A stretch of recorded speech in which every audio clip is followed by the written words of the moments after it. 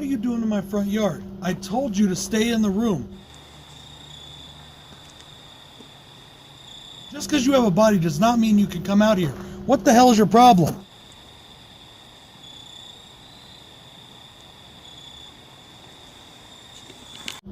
Ah!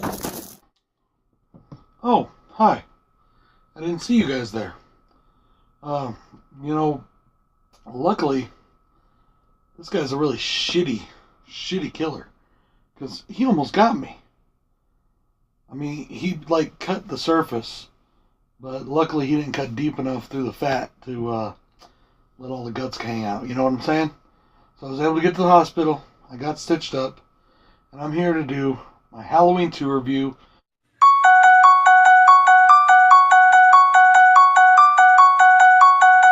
This is BroncoJuggalo saying, Amazing Grace, come sit on my face. Don't make me cry. I need your pie. So guys, Halloween Part 2 was directed by Rick Rosenthal. Dean Cundy returns as cinematographer.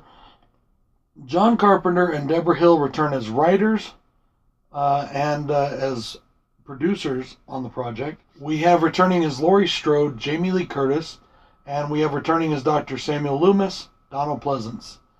Our titular character of Michael Myers is played by Dick Warlock. He plays the Shape in this one.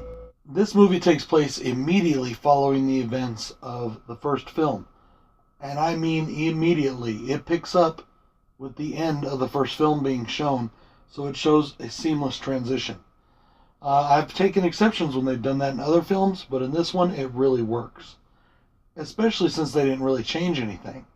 Like we discussed in the Friday the 13th series, they fucked it up when they did that. They changed some stuff and they messed it around and it just didn't work as well. Here, it's almost seamless. In fact, one of my favorite experiences as far as horror movies goes is to watch these two movies back to back. But as I said, it picks up immediately following Part 1. Laurie is taken off to the hospital. Michael is nowhere to be found. Dr. Loomis is going all around town trying to find him. We have the accidental death of a kid who happens to be wearing the same outfit as Michael Myers. It is actually Ben Tramer, who, if you remember from the first movie, is the guy that Laurie likes. Michael makes his way to the hospital to go after Laurie again. On his way there, he kills a few people, and at the hospital, he kills a bunch more. And Dr. Loomis, once he figures out what's going on, races himself to the hospital to try to get in between Laurie and Michael once again. So guys, this is one of my favorite horror sequels of all time. Very high up on my list in this franchise. Very high up on my list of favorite horror movies of all time. So you may ask, well, why didn't it make your top 10 list of favorite horror movies of all time? The reason why I didn't put it in there, because it actually probably should have been, was that I already had 2 entries from this franchise in that list. And I didn't want it to be every Halloween movie. You know what I mean? This movie made about $25 million in the U.S. domestically. I tried to look up to see what it made internationally. I don't think this movie got an international release. Judging by what I found, it only made domestic gross. There was no international release for this film. So, $2.5 million budget, $25 million made, 25.5 actually, $1 million made in the box office. And that's pretty big. That's huge, once again, for a 1981 film. This movie did come out in 1981, by the way, which is the same year I was born. Pros and cons time, guys. I only have 2 cons in this film. At times, some of the pacing in the film is a little slow. And Dick Warlock, he moves a little slow, and it seemed like the whole film was a little bit slowed down to me until you get to that third act. But once you get to that third act, oh my god, is it a doozy. But still, even that slow build-up, I didn't mind so much. I kind of like that, so it's not totally a con, but the reason I'm putting it as a con is there are certain parts where it's slow that kind of weren't needed. Like when the security guard is outside looking around and the cat scares him. Yeah, I guess they were going for a jump scare there, but we could have done without that entire sequence and it would have picked things up just a little bit faster. My second con is that Jamie Lee Curtis's performance to me, is a little bit hampered. And what do I mean by that? Okay, it's not that it wasn't good. Believe me, she's phenomenal as always. But her character for Lori for most of the movie is drugged up. She's been practically knocked out. And she's catatonic in half the film. So it isn't until the third act that you really get to see her act some more. Most of the time it's just her kind of like this, or very slowly crawling away, you know. And believe me, that's not bad, but just I was hoping to see a little bit more from her, especially after the end of the first. And, you know, how she bravely took on Michael to save herself, to save those kids. And she does it once again here. She stands up to Michael, but it's done because she's under the influence of so many drugs. It takes a bit to build up to it. And it's real nitpicky, but I just wanted to see a bit more from Laurie Strode's character than that. However, though, like I said, I love this movie, guys. It's such a great film. Easily one of the best horror sequels ever made. Jumping right into pros, guys, we have another great performance from Donald Pleasence. We get more great monologues from him, all written by John Carpenter, and that's another pro. The writing, once again, is phenomenal. A lot of people say it was, you know, cheaply done or done real quick for a cash grab. Screw those people. If you're a critic that wants to be an asshole about this film, right here, buddy. Right here. You know, all those great lines, the great dialogue from Donald Pleasence, so amazing, so wonderfully delivered, and just an awesome job overall. It shows why Donald Pleasence is one of the greatest actors of all time. A lot of people of this generation don't know this, but Donald Pleasence had a lot of movies before Halloween, including The Great Escape, which, if you go watch him in that, he's phenomenal there too. Just an amazing character actor. Once again, the cinematography is second to none. Dean Cundey knocks it out of the park again. There is a great shot where the girl closes the door to her car. One of the girls, she's a nurse, she closes the door to her car to go inside. And it shows Michael in the rear view, and he just looks amazing. It's an amazing shot. Looks so good. And then the same girl, I believe it's the same girl actually, when she and Bud are, you know, kind of making love in the therapy room in the hot tub, Michael comes up behind her and she's, you know, his hand's right here on her shoulder and she's kissing it and she thinks it's Bud. You know, the lighting in the room just looks so good. It's so dark, but yet it's lit in just the right ways and just the right areas that you can see everything. And then there's another scene where another nurse goes in to find the doctor who's already dead. He has a needle sticking out of his eye. And then Michael comes right behind her, and you don't even know he's there until he moves forward just enough into the light, and you see the mask, and it looks amazing. And he grabs her, and he shoves the needle into her temple right here, and then pumps it. I don't know if there was anything in it or if it was air. I couldn't really tell, but it just looks so good. It's so amazingly done, so well lit, just amazing. Next pro is the story. I love the story of this film. I love the brother-sister angle, and I can't believe they're taking that out in the new film.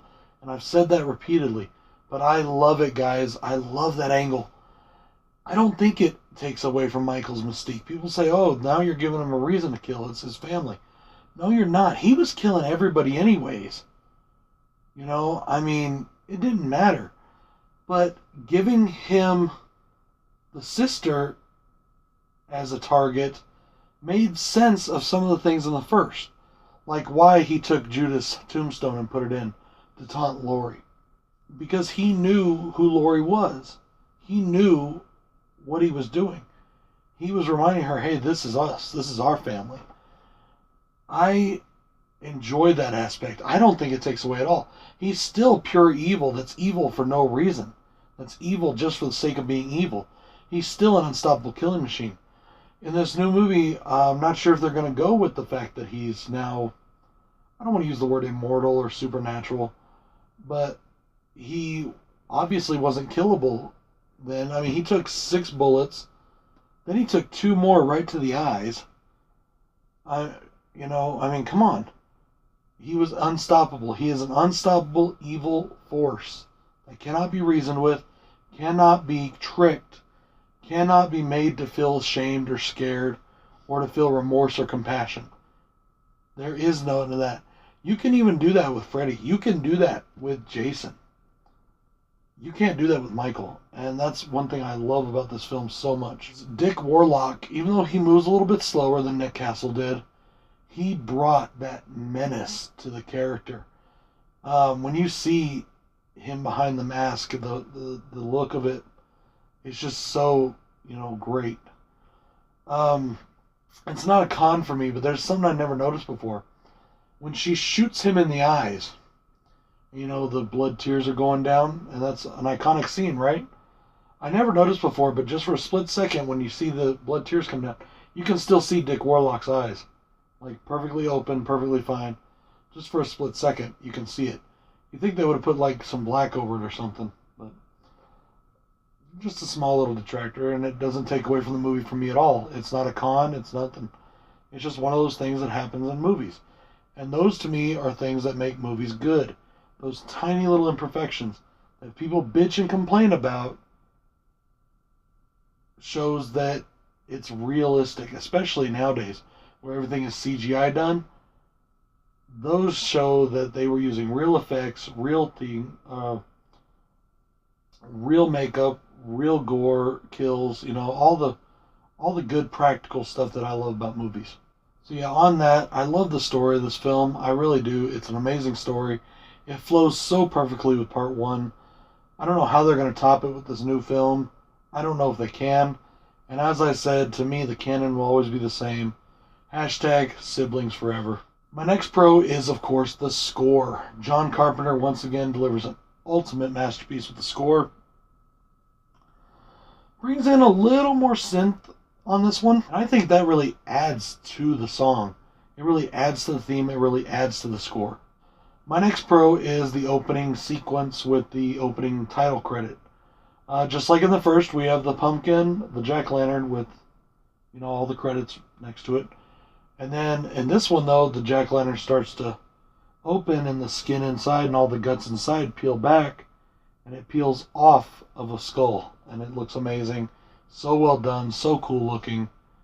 Just absolutely amazing. Next pro. I love the mask. Same mask from the first. Just, he's gone through a lot this night. So it's a little bit more, weathered, a little more beat up because he just got done fighting with Lori and, all this stuff. Then he takes the 2 bullets and it just looks a little weathered, a little dirty. But it's still the same mask and it looks amazing. I absolutely love it. I might like it even more than I do the original looking mask in part 1. My favorite mask in this franchise is part 6.